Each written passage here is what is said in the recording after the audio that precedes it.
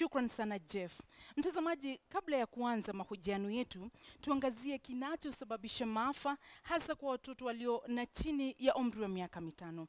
Takwimu za Shirika la Afya Ulimwenguni zinaonyesha kuwa takriban watoto milioni 6.3 walio na chini ya umri wa miaka 5 walifariki mwaka 2013. Shirika la Umoja wa Mataifa la kuhudumia watoto UNICEF nalo linakadiria kuwa takriban watoto 29,000 ambao ni sawa na watoto 21 ufariki kila dakika, kila siku kote ulimwenguni. Watoto hao wakiwa wale walio na chini ya umri wa miaka 5. Kulingana na shirika hili na lile la WHO, maafa haya yanatokana na sababu ambazo zinaweza kuepukika. Sababu 6 ambazo zimetajwa kuwa chanzo kikuu cha maafa kwa watoto walio na chini ya umri wa miaka 5 ni magonjwa kama vile malaria, ugonjwa wa kuendesha, homa ya mapafu, maambukizi kwa watoto wanapozaliwa, mtoto kuzaliwa kabla ya muda kufika, pamoja na mtoto kukosa hewa safi. Takwimu za mwaka 1990 zilionyesha kuwa watoto 90 kwa 1,000 walikuwa wakifariki kabla ya kufikisha miaka 5, na kutokana na hali hiyo, malengo ya milenia kuhusu afya yanadhamiria kupunguza vifo vya watoto hadi 31 kwa 1,000 mwaka huu wa 2015. Mgeni wangu hii leo ni Daktari Victor Ng'ani ambaye ni daktari katika hospitali ya Mata hapa jijini. Hujambo na karibu kwenye jukwaa la KTN. Asante Zubeda. Na unapoangalia takwimu hizi daktari, Naam. ni geni kwako ama ni kitu ambacho mnashuhudia kila siku? Humu nchini hali ni sawa na tulivyoona kwenye takwimu hizo za WHO na UNICEF? Kwa hakika statistics ambazo umetupatia, 70% zinatoka katika nchi za Afrika na nchi za Asia. Hapa Kenya kwa mfano tunapoteza karibu watoto 82,000 kila mwaka, na nusu wa hao ni watoto ambao wako chini ya mwezi moja. What does this mean? Inamaanisha kwamba kila siku tunapoteza karibu watoto 248. Kila saa, kila dakika 60 tunapoteza watoto 10. Kumaanisha kwamba wakati wa hii show ambayo tunafanya leo kutakuwa na watoto karibu 10 hapa Kenya ambao watakuwa wameaga dunia kutokana na magonjwa hao ambayo umeyataja, pamoja na madhara ya uzazi. Labda ni kwa nini idadi hiyo tumeshindwa kudhibiti? Ni kwamba ni kukosefu wa uhamasisho au ni mikakati ya kudhibiti hali ambayo haipo nchini? Kuna vitu tofauti na ni vingi kidogo. Kwa mfano, tayari umeona katika zile ripoti ambazo umeangaza kwamba sekta huduma ya afya kwa umma umeathirika pakubwa kwa maneno kadhaa. Kuna migomo kila wakati, na migomo hii sio tu maneno ambayo hayana msingi. Kuna ukosefu wa madawa, kuna ukosefu na upungufu wa wahudumu wa afya, na pia kuna ile kukosa information sambambe kwa wananchi wenyewe. Kuna pia ukosefu wa ile public education ambayo ingeweza kuhamasisha wananchi tuweze tukaimarisha sekta yetu ya afya.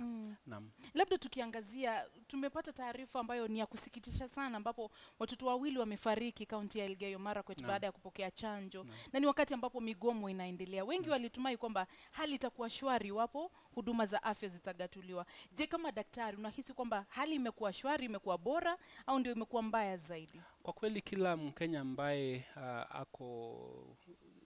any honest Kenyan atasema kwamba kugatuliwa kwa sekta afya haijaenda vile ilivyokuwa imepangiliwa na wale waliotarajia kugatua sekta afya.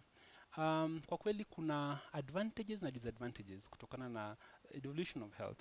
Kwa mfano, kuna zile county ambazo zimeweza zikajenga hospitali mpya, wameweka equipment mpya, kuna wale wameanzisha dialysis machine, na kuna wale wameleta madawa tofauti katika hospitali zao, na pia kuna zile county ambazo zimepata changamoto tofauti. Lakini mahali ambapo county zimepata changamoto kubwa across the board ni management of human resource. Ndio kwa maana ukisikiza wafanyikazi wa afya wengi wanasema tafadhali patia county ile function ya kupatiana services, lakini human resource tuweze tukaiangalie njia tofauti ili tusitishe migomo hii. Hizi si vitu ambazo zitapotea bila kuweka solutions at last. Na solutions ni kuhakikisha kwamba mishahara haikosekani. Hizi vitu za promotion zinafanywa on time, na pia mtu anaona kwamba kuna future, sio kwamba ukitoka kaunti moja lazima uresign uende kaunti nyingine. Lakini hizi sizo vitu ambazo zinaweza tushinda kudhibiti. Lakini sheria inaruhusu hayo kufanyika, mapendekezo ambayo yanatolewa na madaktari. Bila shaka hata ukiangalia kugatuliwa kwa afya kwenyewe, walioanza maneno haya katika Bomas walisema tafadhali tugatue health sector, lakini tuweke Health Services Commission. Pia Professor Yash Palgai na wale experts wengine waliangalia katiba yetu akasema bila shaka tugatue sekta ya afya, tuweke Health Services Commission. Ni pale Naivasha ndiposa politicians, wanasiasa wetu na ile tabia ya kawaida wakatoa hiyo Health Services Commission, wakatupa ugatuzi pamoja na mishahara kwenye county, na sasa maneno ambayo tunaona ni kama haya. Na kuna nafasi kubwa sana kurekebisha jambo hili moja. Kwa maana kwa sasa tunatengeneza ile health bill, na hiyo health bill tukiweka committee ambayo iko kwenye sheria ya kuangalia maneno ya mishahara na kuangalia maneno ya promotion, tutatatua karibu 95% ya shida ambayo tunaona katika kaunti zetu. Na ni muhimu kusema kwamba hatupaswi kuregesha sekta ya afya serikali kuu. Hiyo sio jambo la busara na silo linatakana na wafanyikazi wa afya. Kile wanataka ni kwamba mishahara yao, progression yao, transfer zao zisiwe zimetekwa nyara na siasa na shida ambazo zinapatikana katika county za kila mara. We remove politics from healthcare. Lakini unaona hilo linawezekana kwa sababu ilivyo sasa wauguzi wamekuwa wakigoma, wahudumu wa afya katika kaunti nyingi wamekuwa wakigoma, lakini badala ya suluhu kupatikana, magavana kwa upande wao wanajipiga kifua. Wanalaumu serikali ya taifa. Serikali ya taifa nayo inasema imetekeleza wajibu wake. Wahudumu wa afya nao wanalaumu serikali za kaunti. Iwapo lawama sasa ndio zimetawala swala hili zima, unahisi suluhu itapatikana au ndio itakuwa hali kwamba siasa ndio zinatawala zaidi? Siasa imetawala zaidi katika jambo hili, na ni kwa sababu sisi kama Wakenya tumewapa wanasiasa a lot of freedom. Wanaweza fanya wanachotaka. Kwa mfano, tayari magavana walisema tupatie responsibility hii, tuweze tukalipa wahudumu wa afya. Wahudumu wa afya hawajapata mishahara. Magavana wanasema serikali kuja tupatia pesa. Shida ni hili. Yule mtu anayefika hospitali haja yake ni moja, kupata huduma za afya. Hajali kama mwenye anampatia huduma ya afya ni gavana ama ni serikali kuu. Jambo kubwa ni kuhakikisha kwamba the services continue. Na tukiangalia vizuri chanzo ya shida hii ni nini? Ni kwamba mishahara hailipwi on time na promotions hazijafanywa. Na ndizo zimekuwa shida kwa miaka 3 sasa. Suluhisho ni jambo moja. Tafadhali tuweke committee ambayo itakuwa inalipa mishahara, tuache magavana waendelee kupatiana huduma ya afya na watakuwa wanafanya kazi in harmony with the health workers. Na hili ndio jambo tumekosa kuangazia. Without holding our politicians to account, wataendelea na jambo hili, wataenda kwenye hospitali za binafsi, wataenda nje. Naam. Wacha tusikie tena kutoka kwa mdomo wa daktari. Natumai kwa wanasikiza. Tusikie tena takwimu za watoto wanaofariki kila siku humu nchini. Tueleze tena takwimu hizo ili waone haja ya kuchukua hatua mwafaka ili kusuluhisha tatizo tulilo nalo nchini ili kuzuia maafa kama hayo. Turudie tena hizo takwimu. Kila siku Zubeda, watoto 248 wanaaga dunia hapa Kenya. Hiyo ni Kenya peke yake. Na kumaanisha kwamba kwa duration ya hii show ambayo ni muda dakika 60, watoto 10 watakuwa wameaga dunia. Na karibu nusu watoto hao ni watoto chini ya mwezi mmoja. Inasemekana kwamba Afrika ukizaliwa sasa, Afrika Sub-Saharan Africa, 15% of our children hawatafika miaka 5. Ukiangalia nchi za ng'ambo ambazo zimeweka fedha katika sekta za afya, wana wahudumu wanaofaa, basi unapata kwamba they are less than 2% what the struggles that we are facing. Ni shida ambazo tunaweza tukamudu, lakini cha kwanza ni kwamba sisi wenyewe kama Wakenya lazima tuitishe huduma hizi, lazima we hold our politicians to account, na lazima tutoe siasa katika afya. Zile commission ambazo zimewekwa kuangalia ugatuzi kidogo wame let down wa Kenya sana. Hata ile commission ya SRC kidogo wame let down wa Kenya sana. Kwa maana shida hizi zingeza zikatatuliwa kwa njia rahisi sana, lakini ile goodwill imekosekana. Kuna tu kupiga kifua kusema mimi ndio mkubwa, mimi ndio nafaa kulipa mshahara, mimi ndio boss wenu, lakini jambo hilo halijatupeleka popote.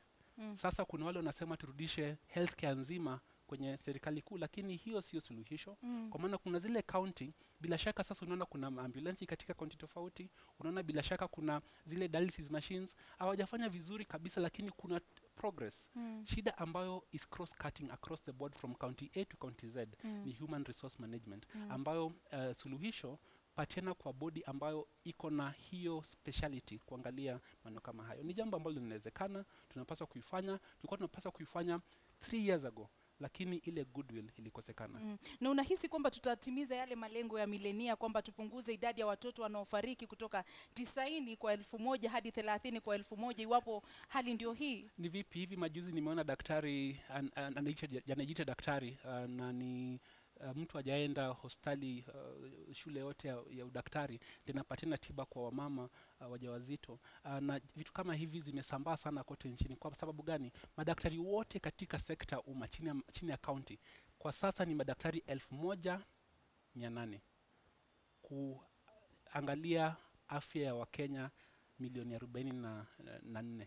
Ni vipi tutaweza tukahitimu madaktari 1000? Hata ukiweka katika kanisa ya NPC Valley Road hawatajaza kanisa hiyo. Ni vipi tutahitimu lengo hizo?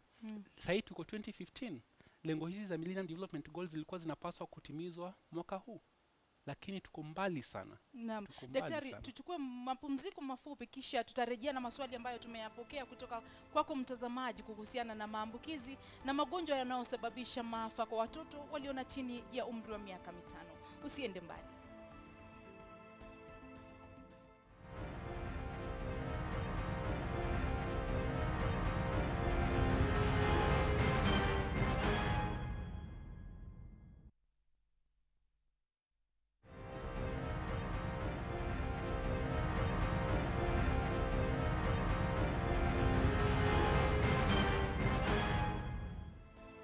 Karibu tena mtazamaji. Studioni hii leo mgeni wangu ni Daktari Victor Ng'ani ambaye ni mtaalam na daktari katika hospitali ya Mata. Tunajadili magonjwa ambayo yanasababisha maafa kwa watoto walio na chini ya umri wa miaka 5.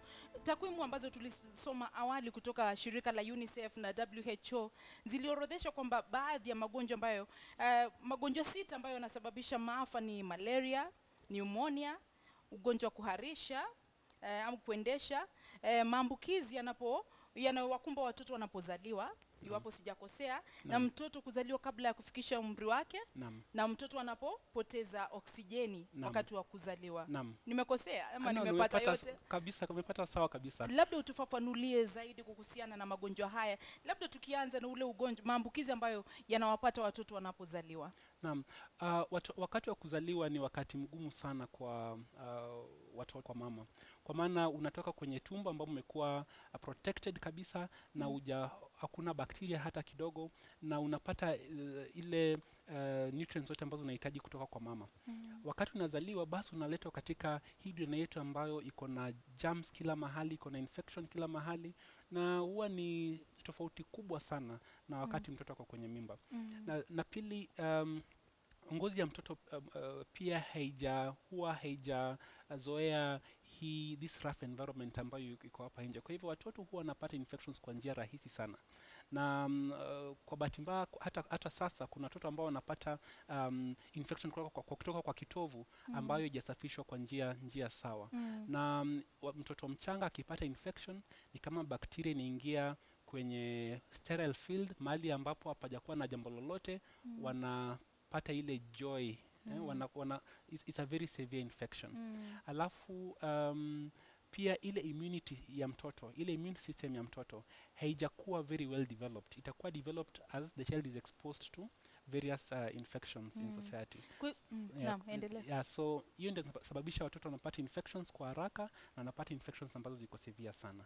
Na labda unahudumu pia katika chumba cha wagonjwa mahututi katika hospitali ya Mata.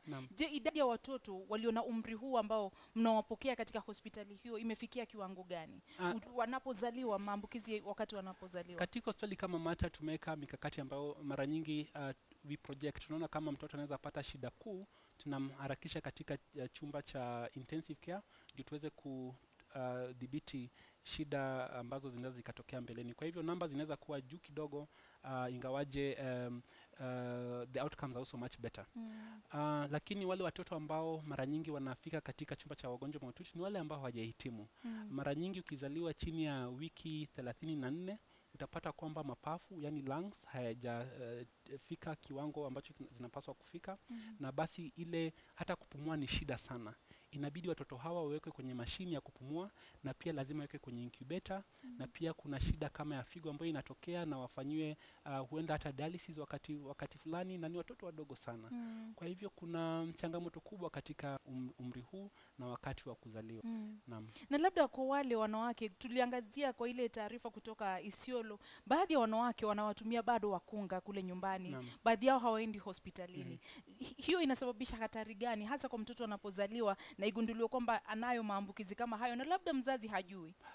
Ni changamoto kubwa. Kwa mfano especially first time mothers, wale ambao wanajifungua kwa mara ya kwanza, wanaweza fikiria kwamba mtoto tu hataki kunywa maziwa, kwa sababu zile signs za mtoto ambaye kuna infection, uambukizi wakati yako mchanga ni ndogo sana. Mara hataki kunywa, mara hachezi kama kawaida, mara analala sana, mara analia sana, lakini haujui shida ni nini.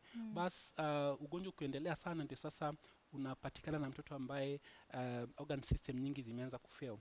Na ukizalishwa na mkunga, kuna nafasi yao kwenye society, nitasema hivyo kwa maana kuna upungufu wa hudumu wa afya, lakini kuzaliwa kwa mkunga kuna risk, kwa maana kukitokea jambo fulani ambacho mtu hawezi akamudu kama mkunga, basi utajipata kwenye tabu sana. Setup mzuri wa kuzaa mtoto ni kwamba kuna ile specialist wa kuzalisha, obstetrician gynecologist, na pia kuna specialist ya watoto wachanga, yani neonatologist. Kwa bahati mbaya katika Kenya nzima tuko na karibu nafikiri 11 peke yake, na ambao wengine pia wanastaafu. Lakini kwa setup mzuri kunapaswa kuwa na daktari, kunapaswa kuwa na muuguzi, kunapaswa kuwa na yule specialist wa watoto wakizaliwa.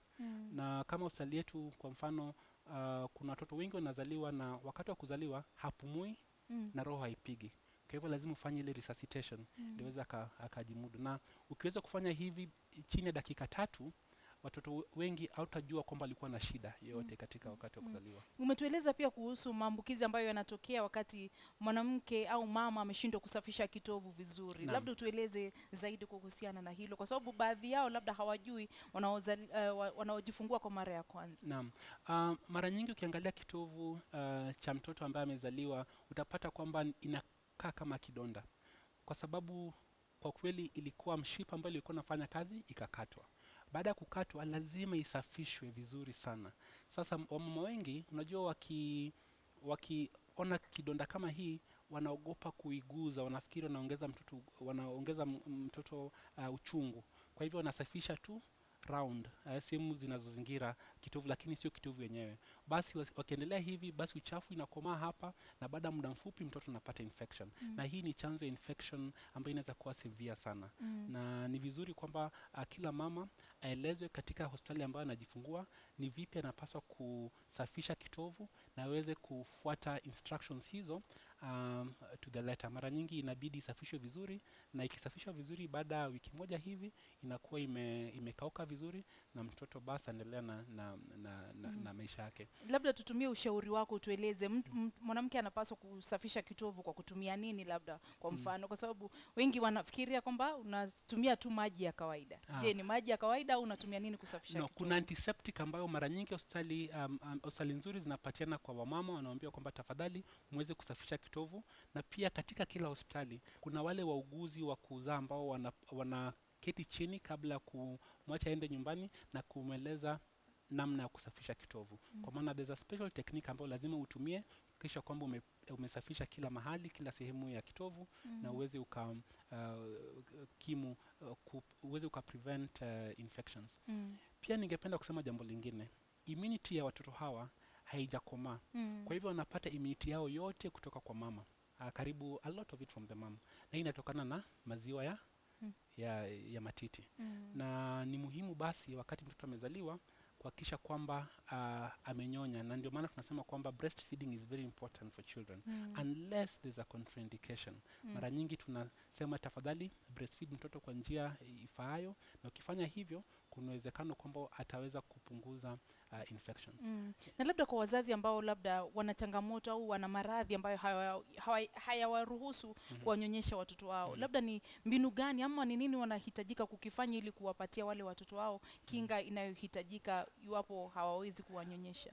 Pakitokea jambo ambalo linazuia mama kumnyonyesha mtoto, basi pia kuna zile options kuanzia ile cup and spoon, alafu mara kidogo sana tunatumia ile chupa, lakini mara nyingi cup and spoon kwa maana ni rahisi kusafisha. Lakini wakati tunatumia alternatives kama ile formula milk, lazima iwe formula milk ambayo ni safi, ambayo sio ijatoka kwenye backstreet.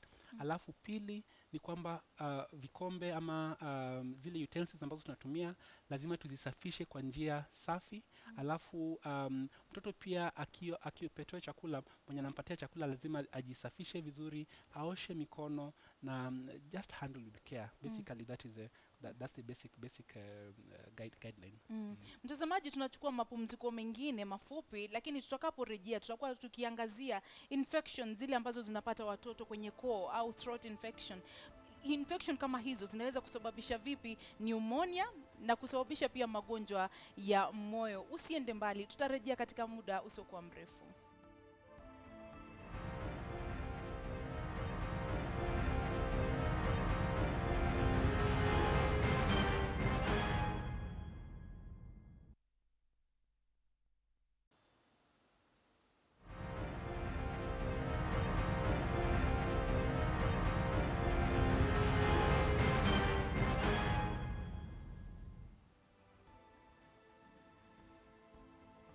Karibu tena mtazamaji. Labda kabla ya kuendelea na mahojiano yetu nipate kauli mbili tatu kutoka kwako. Mmoja hapa anajiita nani? Nur kutoka Mandera. Anasema sio kweli kwamba wahudumu wa afya wanachochewa na serikali kuu. Wao wana unafiki wa kazi. Na kuna mwingine hajatoa jina lake, anasema daktari, kwa nini serikali hasa sekta ya afya inaruhusu vidonge, sijui kama alimaanisha dawa, tamtam vya watoto viuzo madukani na wazazi wananunulia watoto wao bila kujua madhara yake? Labda kabla haujajibu hiyo, kuna nyingine anasema, jambo, mimi ni Bilal, niko na mtoto, yeye huendesha bila kustop na yeye utibiwa hata kutumia dawa kila aina, je nifanye nini? Labda nianzie swali la mwisho. Kwa maana mtoto akiwa anaendesha bila kusimama, ni vizuri uende kwa daktari ambaye una hakika ni daktari. Changamoto kubwa ni kwamba hapo nje kuna watu wengi sana wanajiita madaktari na sio madaktari. Kwa maana sioni sababu gani mtoto anaweza kaendesha kwa zaidi ya mwezi moja na daktari hajakupa jawabu ambalo linafaa na akaweza kumsaidia mtoto huyo. Kwa hivyo basi, kama una hesitation aina yote, basi uende kwa hospitali kubwa. Usiende kwenye hizi clinic ambazo ziko kwa kila kona, kwa maana wengi wao huenda sio madaktari. Wanajiita daktari lakini sio daktari. Na ile bodi ambayo imewasimamia pia ni bodi ndogo sana, haina wahudumu wa kutosha wa kuangalia kila kona ya nchi kuhakikisha kwamba wahudumu hawa kwa kweli wamehitimu. Madaktari hapa Kenya ni wachache sana, kwa hivyo tusifikirie kwamba kila kona zile estates tukienda kila kona kuna daktari. Haiwezi kuwa namna hiyo. Hao wengi wao sio madaktari. Kuhusu kuuzwa kwa madawa katika kila chemist pia ni jambo kubwa sana, changamoto kubwa, na nimeshukuru sana mtazamaji huyu ambaye ametuma swali hilo, kwa maana a lot of the drugs people wananunua katika counter huwa ni prescription drugs. Unajua, mtu anaona kwamba nina ugonjwa, niende nikanunue Augmentin. Hujui ni shida gani ambayo unasababisha. Na as a country pia kuna risk. Huenda tuangalie regulations zetu tena upya, tuweze we make them stronger. Tuensure kwamba ukiuza madawa ambazo paswi kuuza, basi wewe mwenyewe lazima uende jela. Na kabla tujatoka kwenye ile swali la kwanza ambalo tunajadiliana, ningependa kuambia wamama pale nje ambao kuna watoto wachanga, ikiwa mtoto wako amewacha kunyonya bila sababu, hata kama halii, tafadhali uliza daktari. Ama huwa analia sana sasa, ameanza kulia sana bila kusimama, ama kucheza kwake kumelegea ama kulala kwake ni tofauti. Hizi huwa ni ishara za ugonjwa. Si lazima wapate joto, si lazima walie sana, si lazima uone ile sign kubwa sana. Mara nyingi hizi signs ndogo ndogo, hizi ishara ndogo ndogo ndizo zinaashiria kwamba kuna shida kubwa na basi anapaswa kuona daktari. Na one important thing I'll keep saying now ni kwamba hakikisha kwamba daktari ambaye unamuona kwa kweli ni daktari.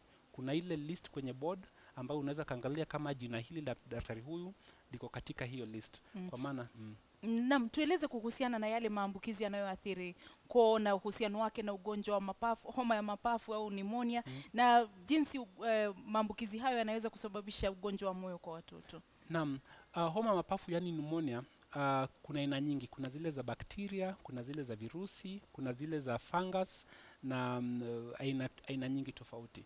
Na mara nyingi ugonjwa wa mafua huwa inatokana na homa ambayo inaendelea inateremka chini katika kifua. Na kuna aina ya bakteria ambayo inaitwa Streptococcus ambayo ni common sana katika sehemu ambayo kuna madawa ya kutosha. Na mtoto akipata homa hii, bila shaka mwili wako utajaribu kupigana nayo, na wakati unapigana nayo inatoa zile antibodies, zile natural system ya kupigana na ugonjwa. Ubaya ni kwamba hizi antibodies pia zinapigana na valves za moyo na inaharibu hizo valves. Na baada ya miaka kadhaa utapata kwamba hiyo valve inaacha kufanya kazi vizuri. Unajua moyo ni kama pump, na pump iko na zile valves zake kuhakikisha kwamba damu inaenda direction moja. Lakini hiyo valve isipofanya kazi, unapata damu inarudi nyuma na inakaa sehemu moja na inafanya roho ikose kufanya kazi. Na hii ni shida ambayo inaendelea kwa muda ya miaka, na isipodhibitiwa watoto hawa wengi wanaaga dunia wakiwa wachanga hadi labda miaka 20 na kitu. Na wengi wao wanahitaji upasuaji. Kwa bahati nzuri kwa sasa tumeweza tukaweka hiyo teknolojia ya kufanya upasuaji. Kama hospitali ya Mata tunafanya upasuaji karibu 200 upasuaji wa moyo karibu 200 kila mwaka, kuhakikisha kwamba watoto kama hawa wanaweza kupata treatment. Labda tungalipo katika swala hilo, kuna mtoto unamtibu, lakini kwa hasa wale waanza kwenda shuleni, wakienda shuleni wanaambukizana, unarudi tena unamtibu, akirudi shuleni anaambukizwa. Je, tunaweza kudhibiti vipi hali hiyo kumkinga mtoto? Cha kubwa kabisa ni kwamba kuna immunization ambayo inaweza ikapatiwa katika kudhibiti dhidi ya flu. Flu ni aina ya virusi ambao watoto wanapata kwa kawaida. Lakini pia kuna kiwango ambayo hatuwezi tukadhibiti. Watoto wakienda shule bila shaka wataweza wakapata infections hizi. Na sio infections zote ambazo zinaweza sababisha kifua pneumonia, homa ya mapafu. Ni zile chache tu. Na kama mtoto ako na shida, ana homa ambayo haishi, tafadhali ona daktari wako. Sio kila homa itahitaji dawa, lakini kuna zile ambazo zitahitaji dawa. Na hizi za bakteria haswa ambazo pia zinasababisha pneumonia, ambazo pia zinasababisha shida ya roho, hizi lazima zipate kutibiwa. Na kwa hakika zile sehemu ambazo kuna watu wanaweza wakapata antibiotics katika hospitali wakati wako na bacterial infection, tumeona kwamba aina ya this kind of heart complication imepungua sana kwa sababu ya kupata matibabu nzuri. Labda la mwisho, je, vyakula ambavyo tunawalisha watoto wetu kule manyumbani vinaweza kuchangia kwa njia moja au nyingine katika maambukizi ambayo watoto wanapata? Kwa hakika through what is called malnutrition. Kama mtoto hapati chakula cha kutosha, basi bila shaka atapata infection. Lakini sio tu kiwango cha chakula. Pia kuna ile content. Unaweza patia mtoto chakula kingi lakini ni ugali peke yake na mboga kidogo, hana protein katika chakula hiki, hana vitamins za kutosha katika chakula hiki, basi pia ile distribution ya chakula inaweza ikaadhiri mtoto. Kwa maana unavyokula inakusaidia kujenga ile immunity yako dhidi ya infections. Na pia na vile chakula kinatayarishwa pia ina risk yake. Lazima utumie maji ambayo imechemshwa, isiwe maji ambayo iko na parasites, isiwe maji ambayo inaweza kumpatia mtoto madhara. Kwa hivyo kuna changamoto hizi. Najua swali ambalo ungependa kujua ni kama tukimpatia mtoto tuseme chai ambayo kuna sukari, ama tumpatie peremende, kidogo inaweza contribute kwa infections za koo, kwa vile mali kuna sukari pia bakteria inaweza grow, lakini sio vile. kwa kiwango kidogo. Kiwango kikubwa ni kwamba umempatia mtoto balanced diet, clean water, clean environment, na utaweza kudhibiti infections nyingi sana. Naam. Naam, shukrani sana daktari. Naona hapa anaitwa nani? Geoffrey Omolo anasema kuwa anaamini kwamba vyakula kama vile chips, ice cream na chocolate nyingi inaweza kumsababishia mtoto madhara kama haya. Na nimeona wengi walikuwa wakihofia kwamba kwa kuwapa watoto wao vyakula kama hivyo. Faza KTN leo ziko tayari. Shukrani sana Daktari Victor Ng'ani kwa kutuelimisha na kutupa ufahamu kuhusiana na jinsi ya kuwakinga watoto wetu dhidi ya maradhi ambayo yanaweza kusababisha maafa. Asante sana. Tumaini ni kwamba mwafaka utapatikana ili kuzuia maafa haya kupitia migomo, labda hii migomo isitishwe na mambo kama hayo. Sijui kama utanikuruhusu niseme hivi. Sekunde. Hata kama tunaenda katika hospitali za binafsi, tafadhali we build our public hospitals. Na sio jukumu la serikali na magavana na wahudumu peke yake, ni jukumu la kila mtu. Wewe mwenyewe kama mwana Kenya, usiposimama imara na hiyo hospitali karibu na kwako, hatutaweza kuendelea mbele. Kila society ambayo imeweza kuenda mbele imeinvest in the health sector. Sisi wenyewe tunaweza kuweka kitu katika social media, lakini hatufanyi jambo lolote kuhusu sekta yetu. Tutengeneze sekta yetu ya umma. Naam, shukrani sana kwa muda wako. Tutakualika tena kwa mengi zaidi. Asante sana. Naam, kwa niaba ya wote waliofanikisha kipindi hiki, mwelekezi wangu Joan, mafundi wa mitambo, wapiga picha, wanasa sauti na wote waliochangia kwa njia moja au nyingine, natoa shukrani za dhati kwako mtazamaji kwa kutizama na kwa maoni yako. Tukutane tena hapo kesho panapo majaliwa. Usiende mbali, kwani Ahmed Darwesh yuko studioni kwa taarifa za KTN leo. Uwe na usiku mwema.